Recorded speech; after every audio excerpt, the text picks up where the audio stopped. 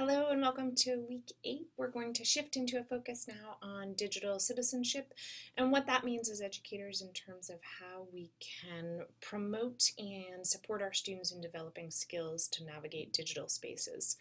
I would strongly recommend, this happens to be Digital Citizenship Week, I would strongly recommend following the hashtag DigCit and sort of checking it out.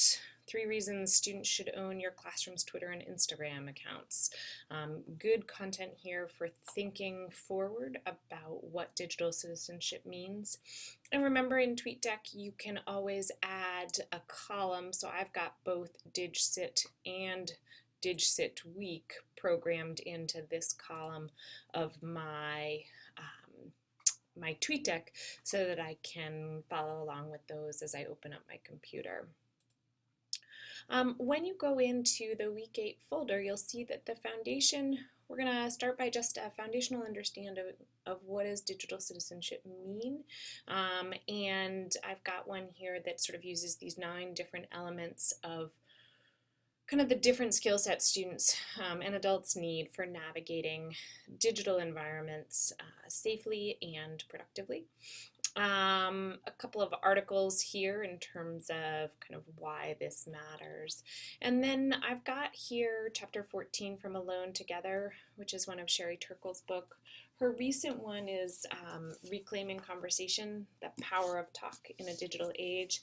I can't say enough good about her work. I find that she presents a really nuanced way of thinking about a complex problem because oftentimes when educators or adults hear that teens have done something stupid online, the instinct is to shut it down. And instead, I think we need a more complex conversation and practices to really think about what does it mean to help kids become digital citizens. And then the other article, sorry, I forgot to mention up here, is the idea of creating a footprint, a digital footprint. And sometimes when people think about the footprints, they think about, oh gosh, we don't want to leave any of our data behind. But how do you help students think about and manage their online persona? You know, as someone who sits in a hiring position, the first thing I do on a potential employee is I Google them, and I'm looking actually for a positive digital footprint. I'm not looking to, certainly don't want to see them in the news for bad content, but really I'm looking for what are they doing on Twitter? How are they using social media as an educator? What sort of content are they writing about? Where's their blog? And so really thinking about this through a very positive lens. So this week, what I'll ask you to do,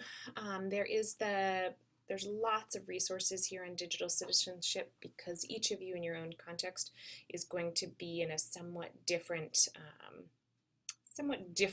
realm for how you want to dig into this issue. So lots of resources here. You do have the weekly engagement. This week it is Amy and Janelle are hosting that, and they've given you an option for how you can pursue the weekly engagement. And then for the sort of week assignment is what you're really going to be looking at is the ISTE standards for students. And, these are the standards that students should have as they graduate from school. And so your job, sorry, let me just navigate back. Your job is to write to a specific audience where you are trying to explain how you promote digital citizenship in your practice as an educator. So you can write that to your students, you can write it to next year's students, you could write it to parents, you could write it to a future employer. However you want to use this writing opportunity to articulate to an audience what you believe we should do in schools for digital citizenship.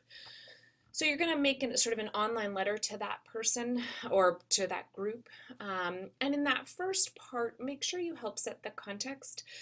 Do not write this to me as the faculty member, but help me as the faculty member and your peers see through your framing who you're writing to. So dear 2016 fifth grade parents, set the context of what it is you're doing.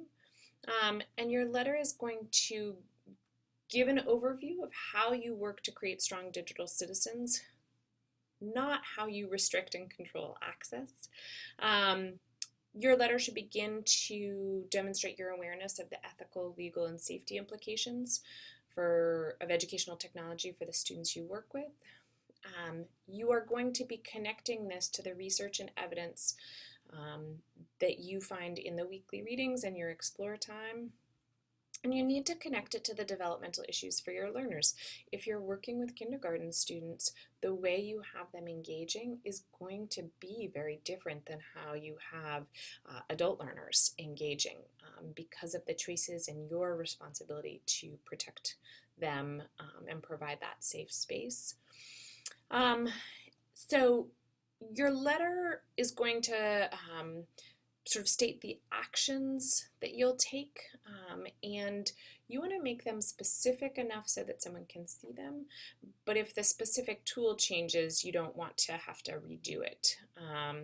So what I've given you here is an example of a stronger kind of action. As we work to understand intellectual property in sixth grade, we'll become content creators with video editing software. We will also remix existing media and understand how to give people credit for their work. We will use video conferencing tools to communicate with authors and artists to hear their concerns about proper.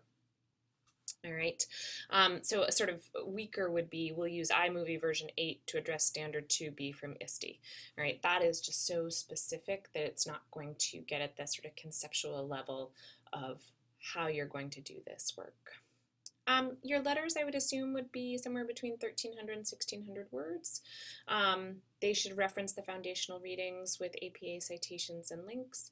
And again, we're working on leveraging the interactive media, so 7 to 10 links or interactive elements for your reader.